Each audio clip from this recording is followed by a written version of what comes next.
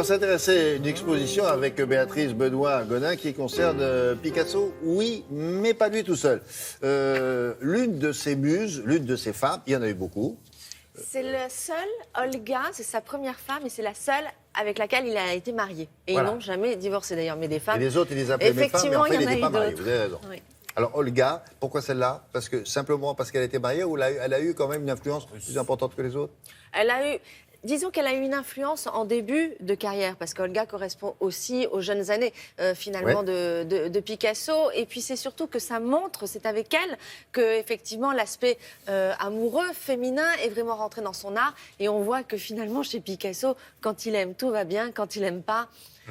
Le style change, et le style change vraiment. Donc au départ, il y a cette Olga qui est très douce, très nostalgique aussi. L'exposition montre une facette d'Olga qu'on connaît peut-être moins. On parle tout le temps du maître, mais effectivement, on ne parle pas des personnalités de ces femmes. Et une Olga qui a été la moins aimée de toutes les femmes qui ont partagé la vie de Picasso. On l'aimait pas trop, elle avait moins bien bonne réputation. On disait qu'elle était nostalgique, qu'elle avait mauvais caractère. Mais aussi, il faut comprendre, elle est russe, c'était une expatriée. Et dans l'exposition, on peut lire beaucoup de ses lettres, on voit beaucoup de ses courriers dans lesquels elle écrit que finalement, son pays natal lui manque, qu'il y a une certaine nostalgie, effectivement, qu'elle se sent seule parfois. C'était pas facile de vivre à côté du maître, à côté de Picasso, que ce soit les autres, Marie-Thérèse, Dorama ou Jacqueline.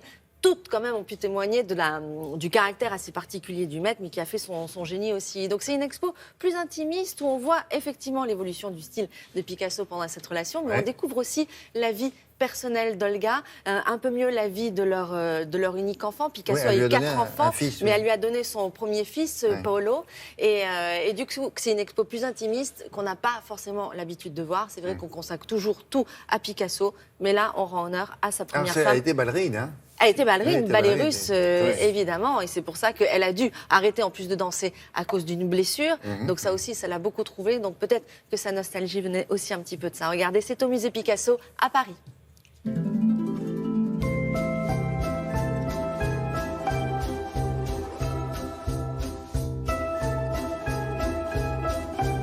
C'est une période fondamentale pour le travail de Picasso parce qu'on assiste à 2 ruptures. La première rupture, c'est celle de ce qu'on a appelé la réinvention du classique.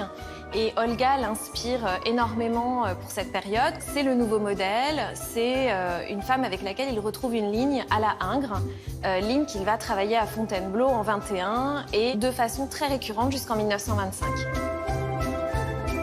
Et à partir de 25-26, Picasso opère un grand renversement, une révolution dans son travail, qui est peut-être liée à sa fréquentation, à sa connaissance du mouvement surréaliste, et qui est également liée à un élément biographique, qui est sa rencontre avec une très jeune femme, Marie-Thérèse Walter, qui va devenir sa maîtresse.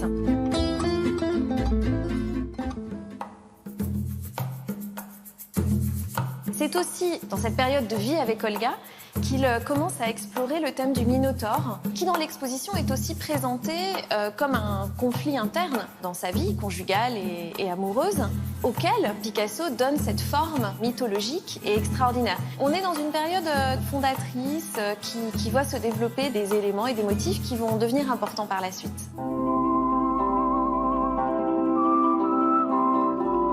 Évidemment, dans la première période, on a des portraits qui témoignent aussi de l'amour et du jeune mariage qui vient de se faire.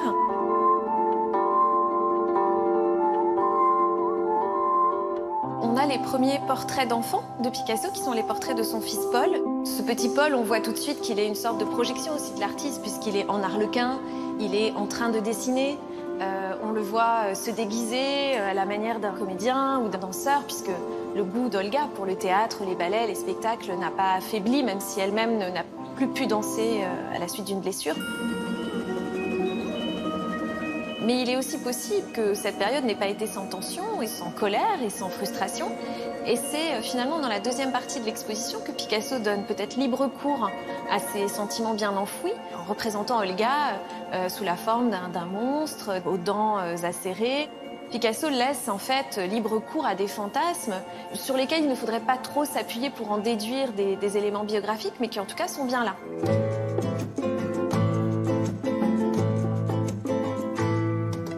Cette exposition, elle prouve aussi l'unité de la création picassienne. Et l'accrochage, qui a été pensé par les commissaires, montre bien que par-delà les changements dans la vie, les changements de style, Picasso demeure unique et singulier tout au long de son travail plastique.